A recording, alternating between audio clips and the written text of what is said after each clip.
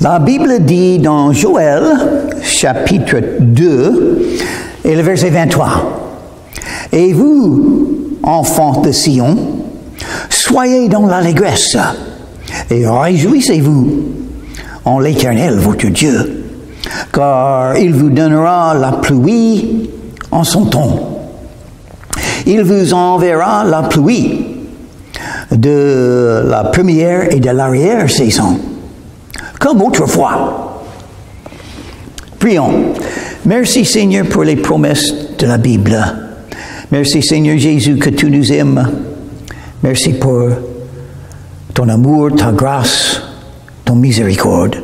Que ton nom soit glorifié, Seigneur Jésus. Amen.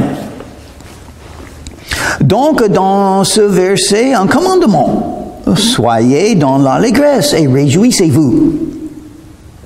Donc, les croyants doivent être les plus heureux de tous les gens du monde, n'est-ce pas? Pourquoi? Dieu nous a dit. Et pourquoi Dieu nous a dit d'être dans la joie comme ça? Parce qu'il est là. Parce qu'il nous aime. Et parce qu'il va nous bénir. Il dit ça aux enfants d'Israël qui ont beaucoup failli. Ils étaient des croyants qui se sont éloignés de Dieu, qui n'étaient pas tellement fidèles, loin de là. Mais Dieu a un message. Un message. Soyez dans l'allégresse. Je suis Dieu et je vous aime. Et je vais faire une chose dans votre vie. Je vais vous bénir par de la pluie. La pluie, je vous donnerai la pluie. Il dit 2 fois. Il vous enverra la pluie. Dieu va donner la pluie. Et qu'est-ce que ça symbolise, la pluie? Les bénédictions de Dieu qui vont tomber du ciel sur les croyants parce qu'ils nous aiment. Il va faire ça? Oui, il l'a déjà fait. D'autres fois, il a déjà fait. Et parce qu'il a dit, comme autrefois. Si vous n'avez jamais été béni de la part de Dieu et de Jésus, ça va vous arriver encore. Parce qu'il ne change pas. Il est celui qui est bon. Il fait la bonté dans nos vies. Donc, qu'est-ce qui va m'arriver dans mon avenir, moi qui est faible? Moi qui est le pire peut-être de tous les croyants, de tous les prédicateurs. Qu'est-ce qui va m'arriver? Il va me bénir. Il va m'aider. La pluie va tomber du ciel sur moi. Je serai inondé dans un bon sens de toutes les bénédictions et l'amour que Dieu peut donner à un croyant. Donc, faut être dans l'allégresse. Tout ça va m'arriver. Les bonnes choses vont m'arriver. Oh oui, bien sûr. Dieu l'a promis. C'est une promesse pour tous les croyants. Enfants de Sion. Vous êtes un enfant de Dieu, ça va vous arriver. Et moi aussi. Verset 24. Les airs se rempliront de blé, et les cuves regorgeront de mou et d'huile. Il va nous bénir. Il s'occupe de nous. Il pourvoit. Il protège, il guide. Et Jésus donnait la même promesse. Matthieu chapitre 6 et le verset 23. Verset 33. Cherchez premièrement le royaume de Dieu et sa justice, et toutes les choses vous seront données en plus, au-dessous. Merci Seigneur Jésus pour des promesses comme ça. Donc on n'a pas de soucis. Ça veut dire on peut tout donner. Je peux tout donner et Dieu va m'aider. J'ai pas besoin de garder tout mon argent à moi dans la banque pour dire voilà, j'ai l'argent dans la banque. Non, je peux le donner. Mais qu'est-ce qui va m'arriver dans l'avenir? Dieu va m'occuper de moi. Il va s'occuper de moi. Il a promis. Donc, sans argent, j'ai un bon avenir. Je vous remplacerai les années qu'ont dévoré la sauterelle. Verset 25, c'est une promesse étonnante. Eh bien, c'est une promesse qu'il me faut. Le Gélec, le Asile et le Gazam, ma grande armée que j'avais envoyée contre vous. Tout ce qui vous arrive dans votre vie, ça vient de Dieu. Même les mauvaises choses. Il a ses raisons pour ce qu'il fait. Toutes choses concourent au bien de ceux qui aiment Dieu et de ceux qui sont les appelés selon son dessein. Qu'est-ce qui est arrivé dans la vie de Moïse? 40 ans dans la maison de la fille de Pharaon. Et puis après ça, 40 ans dans le désert. Personne, toute seule pratiquement. Sa femme, son beau-père. Pas beaucoup de monde dans le désert. Après 80 ans, Dieu a ouvert la porte. L'a appelé. Maintenant, il est préparé.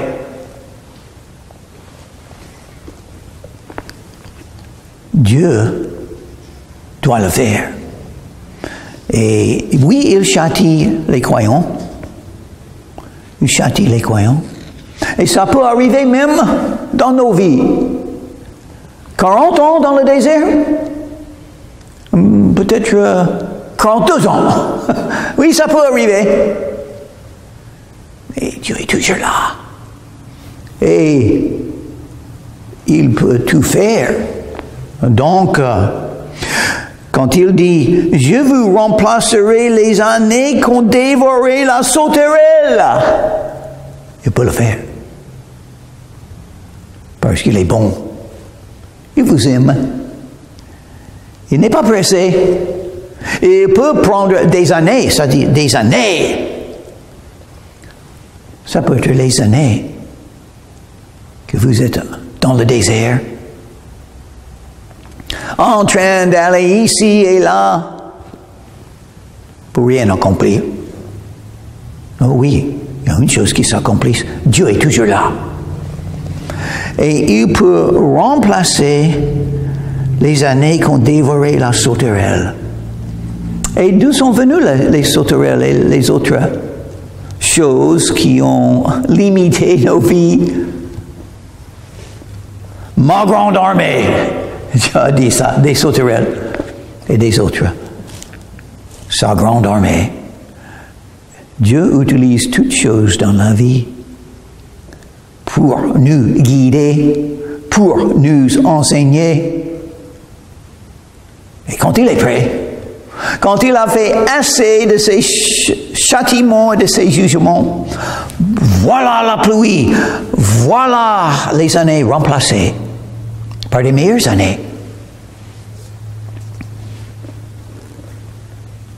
Et il dit dans versets 25, 26, « Vous mangerez et vous rassasierez, et vous célébrerez le nom de l'Éternel, votre Dieu, qui aurait fait pour vous des prodiges. Et mon peuple ne sera plus jamais dans la confusion. Vous célébrerez le nom de l'Éternel. » C'est l'objectif de Dieu. L'objectif de Dieu est que nous puissions voir sa main, sa puissance, ses bénédictions dans nos vies, pour que nous puissions l'adorer, le louer, le glorifier pour tout ce qu'il fait. Même quand on pense que non, tout est détruit par les sauterelles. C'est pas vrai. Tout n'est pas détruit. C'est simplement le début. C'est une préparation pour toutes les bénédictions qui vont tomber du ciel, pour que nous puissions voir ces prodiges. Parce que ça doit être la vie d'un croyant. Le Tout-Puissant nous aime, il nous invite à prier et recevoir. Il peut le faire, il va le faire. Et c'est ce que dit Mon peuple ne sera plus jamais dans la confusion. Il va changer nos pensées. Il va nous donner un appel. Il va ouvrir nos yeux afin que nous puissions voir sa main, sa volonté, la porte ouverte qu'il nous donne pour le servir, pour porter du fruit. Les prodiges, les miracles, les guérissons, les conversions. Ça doit être la vie d'un croyant. Comment voir tout ça? Continuer à suivre le Seigneur et attendre ce qu'il fera. Continuer à faire sa volonté, à agir. Et quand il est prêt, le fruit sera là. Il a dit, Jésus a donné cette promesse, un verset que j'aime beaucoup, l'Évangile selon Jean chapitre 15 et le verset 16. Jésus a dit, vous ne m'avez pas choisi, c'est moi qui vous ai choisi. Et je vous ai établi afin que vous alliez et que vous portiez du fruit. Et que votre fruit demeurera. Et tout ce que vous demandez le Père en mon nom, il vous le donnera. Bon, qu'est-ce qu'il faut demander alors? Il faut demander les prodiges. Il faut demander le fruit de nos efforts. Il faut demander que le nom de Jésus soit glorifié. Il faut demander que les non-croyants puissent entendre l'Évangile et croire. Il faut demander que les croyants puissent croître dans la foi et porter du fruit aussi pour Jésus. La vie d'un croyant, c'est quoi? C'est une vie de prière. C'est une vie des prières exaucées. Prier veut dire recevoir. Et vous saurez que je suis au milieu d'Israël. C'est quelque chose qu'il faut connaître. Jésus est là, au milieu de nous. Oh oui, c'est une promesse qu'il a dit. Je serai avec vous tous les jours jusqu'à la fin du monde. Il est toujours là. Une des promesses d'être un croyant. Jésus est toujours là, à côté de moi, à deux côtés. Je suis en lui, il est en moi. Il me guide, je marche avec. Suis-moi, il a dit aux apôtres, et je vous ferai pêcheurs d'hommes. Êtes-vous un pêcheur d'hommes? Donc, sinon, il faut poser la question, est-ce que vous êtes en train de suivre Jésus alors? Parce que il a dit de lui-même, le Fils de l'homme est venu chercher et sauver ceux qui sont perdus. Et quand nous suivons le Fils de l'homme, Jésus-Christ de Nazareth, il va nous changer. Il va faire en nous un cœur qui aime les non-croyants, avec l'objectif de les aider à venir à Jésus. L'Esprit et l'épouse disent, viens. Viens Jésus et croire en lui et être sauvé afin que vous puissiez avoir un avenir dans le paradis. Basé pas sur les bonnes œuvres, mais basé sur Jésus-Christ et votre foi en lui, votre confiance qu'il est votre sauveur.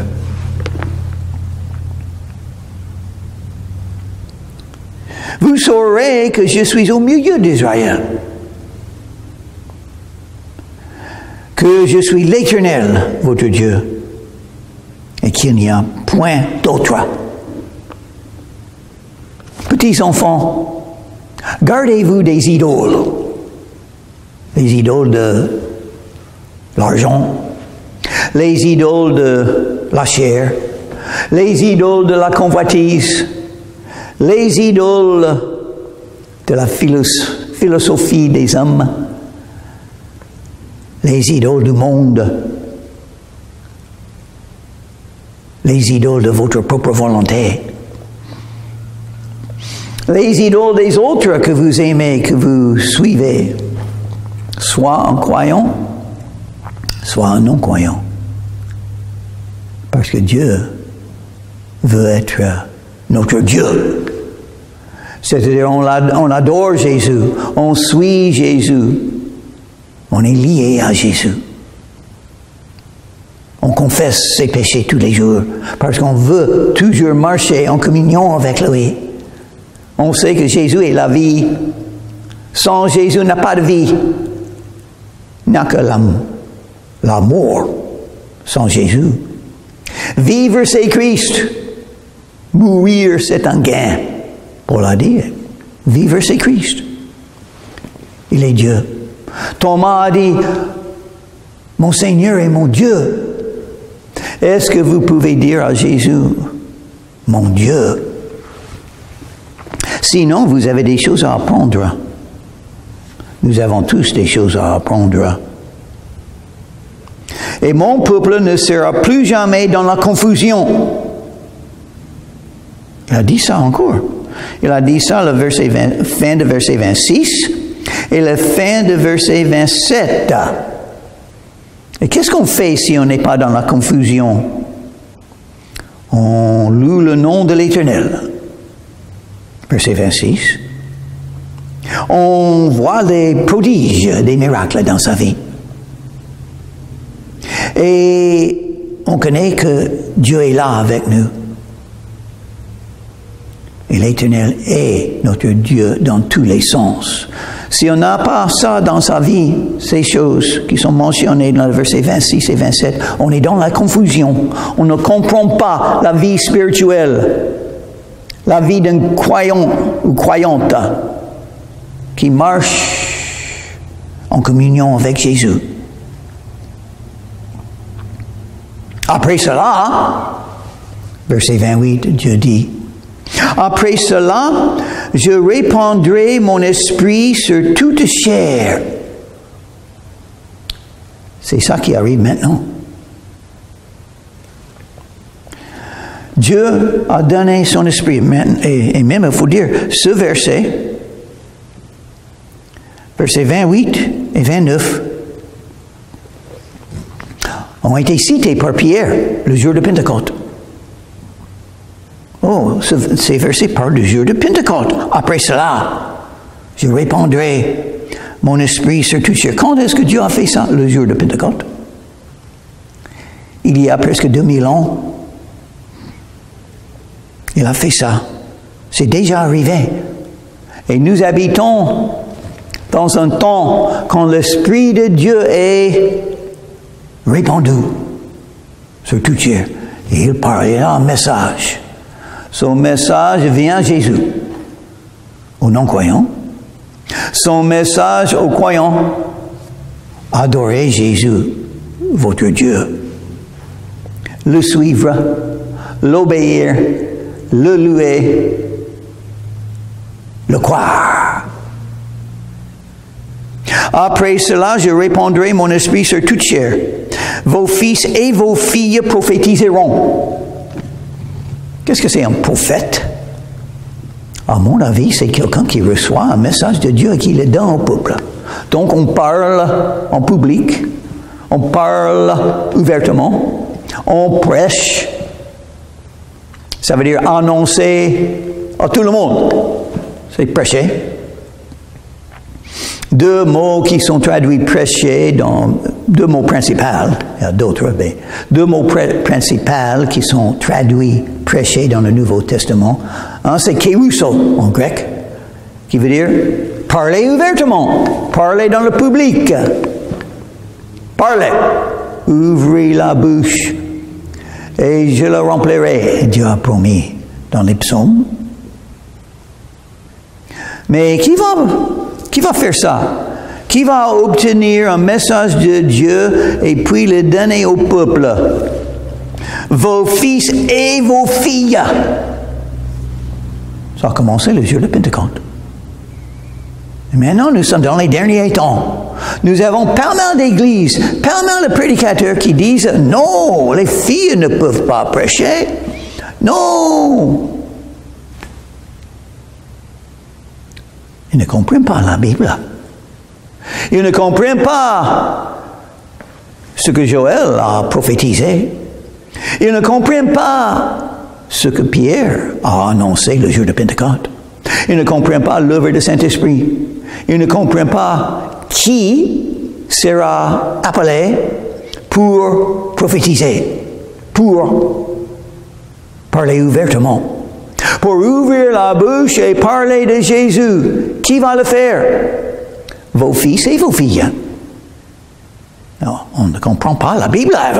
Il y a beaucoup de monde qui rejette les choses importantes de la Bible. Des gens qui sont croyants, des gens qui étudient la Bible, mais ils ne connaissent pas quelque chose comme ça. Et nous avons besoin des prédicateurs. Il n'y a pas assez qui sont près de Jésus, qui sont remplis de Saint-Esprit, qui annoncent la vérité parce qu'ils connaissent la vérité, la Bible, ils ont étudié, ils ont appris. Ils ont appris de qui? Le Saint-Esprit. Le Saint-Esprit a instruit la Bible à quelqu'un. Le Saint-Esprit a donné le don d'être un prophète, de prophétiser. C'est un don spirituel. Si vous avez ce don, par exemple, c'est mon don. Je reconnais mon don spirituel est de prêcher la parole de Dieu. C'est possible que mon don de prêcher, c'est le plus petit de tous qui ont reçu ce don, mais c'est mon don quand même. Donc je vais essayer de le faire.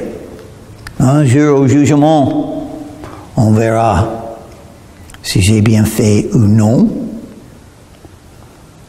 Mais ce qui est important, reconnaître le don que vous avez. Si vous êtes une femme et vous avez le don de prophétiser, il faut le faire.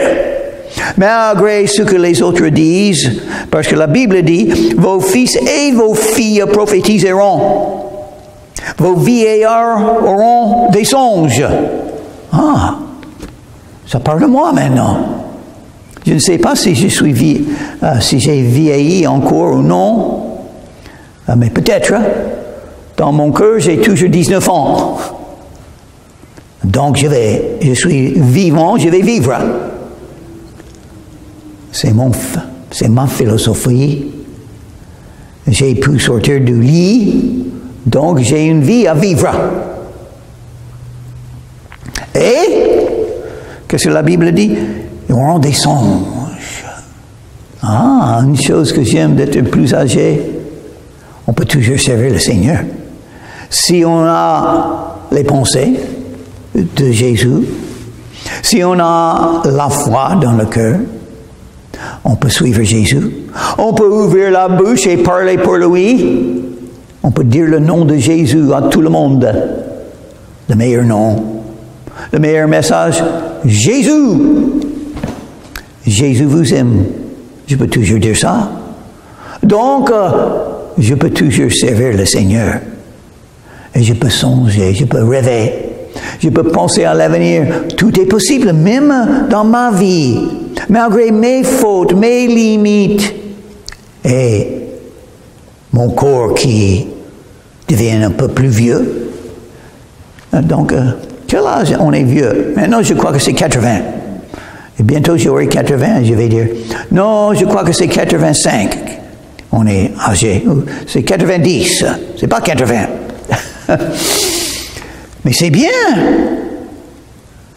Il y a des gens qui sont un peu plus âgés. Oh, je suis âgé maintenant. Je dois me reposer. Je cherche les loisirs. Je ne peux plus rien faire. J'ai mal au genou. J'ai mal à mon bras, à mon épaule. Je ne peux plus faire ceci ni cela. Non. On peut rêver.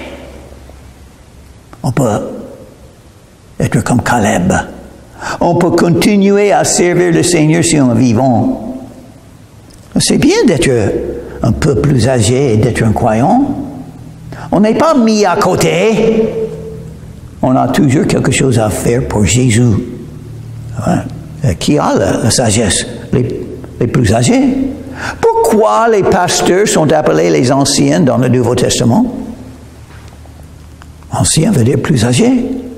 Normalement, quelqu'un qui est plus âgé a plus de connaissances, plus d'expérience, pardon, à suivre Jésus, plus de connaissances de la parole de Dieu, plus de connaissances de comment combattre la guerre spirituelle selon les armes spirituelles, plus de force, plus de foi, plus d'amour, on dirait, on doit avoir. Mais des fois, on voit des gens qui sont plus âgés, ils sont plus durs. Oh, les difficultés de la vie ont endurci leur cœur. Oh, c'est terrible ça ne doit pas. Et ils sont arrêtés de rêver. Non, la vie c'est rêver. Les possibilités de l'avenir, on a déjà lu. Dieu a dit, verset 25, « Je vous remplacerai les années qu'ont dévoré la sauterelle. » Oui, pourquoi quelqu'un qui est plus âgé peut devenir endurci de cœur? Parce qu'il a eu des années ravagées, détruites par les sauterelles. Mais Dieu dit, il peut remplacer ça. Il peut remplacer les années qui ont été dévorées par les sauterelles. Remplacer avec quoi? Avec l'allégresse, la louange, un avenir beaucoup mieux.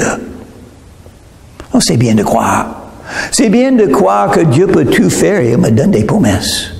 Et on peut croire ça quand on est vieux, quand on est plus âgé. On peut continuer à croire dans la bienfaisance de Dieu, la bonté de Dieu, la puissance de Dieu, les promesses de Dieu. Et vos yeux ont des visions. Souvent, des jeunes gens sont trop jeunes, n'ont pas d'expérience.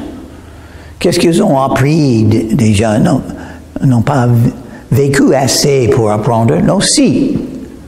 David était plus sage que tous quand il avait peut-être 16 ans et 17 ans, quelque chose comme ça. Il a vaincu Goliath par la foi, en utilisant les choses qu'il a déjà appris.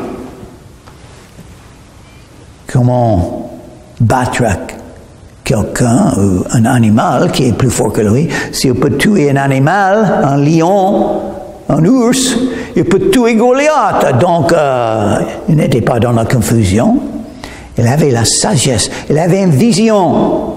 Il dit, moi je peux le faire parce que Dieu peut tout faire. Et je crois en Dieu.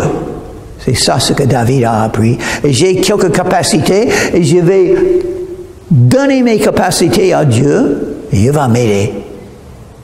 Et je vais vaincre dans le nom du Seigneur. Oh, un jeune homme, un jeune peut avoir beaucoup de sagesse et beaucoup de foi.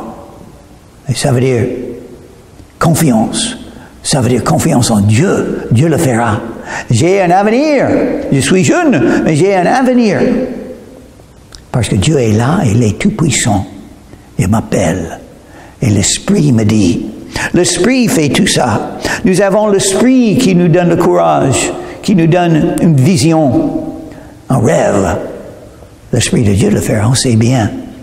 C'est bien de suivre Dieu. J'espère que vous écoutez la voix de l'Esprit, parce que l'Esprit va vous dire des choses merveilleuses. L'Esprit va vous instruire. L'Esprit veut vous guider, mais il faut l'écouter.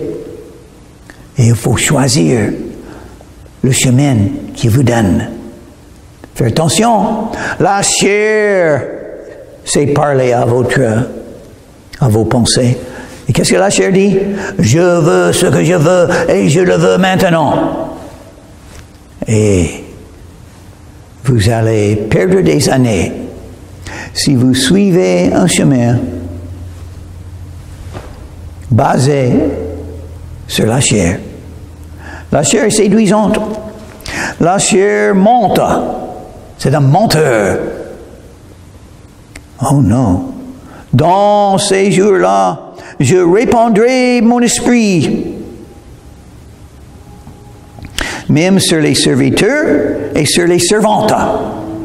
Donc, qui peut avoir la puissance du Saint-Esprit? C'est seulement les serviteurs. Non, c'est les serviteurs et les servantes. Donc, il dit encore, vos fils et vos filles prophétiseront, il a dit dans le verset 28, mais il dit dans le verset 29, même sur les serviteurs et les servantes dans ces jours-là, et nous sommes dans ces jours-là, la période de l'Église, la période de la grâce de Dieu qui a le Saint-Esprit qui est répandu dans le monde. Et c'est dans le Saint-Esprit est là-dedans. Chaque croyant, soit un homme, soit une femme. Le Saint-Esprit est là pour donner les dons spirituels, y comprenant prophétiser, prêcher. Donc, j'espère que vous connaissez. Il n'y a pas de différence. Nous sommes un en Christ. Nous sommes égaux en Christ. Il n'y a pas de femmes et hommes. Il n'y a pas de riches et pauvres. Il n'y a pas d'esclaves et libres. Il y a les croyants avec le Saint-Esprit. Prions. Merci Seigneur pour ce que tu nous as enseigné. Donne-nous la sagesse à comprendre la parole. Pardonne nos péchés, afin que nous puissions continuer à te suivre et louer ton nom. Et nous cherchons les prodiges, les rêves accomplis. Dans ton nom, je te prie, Jésus. Amen.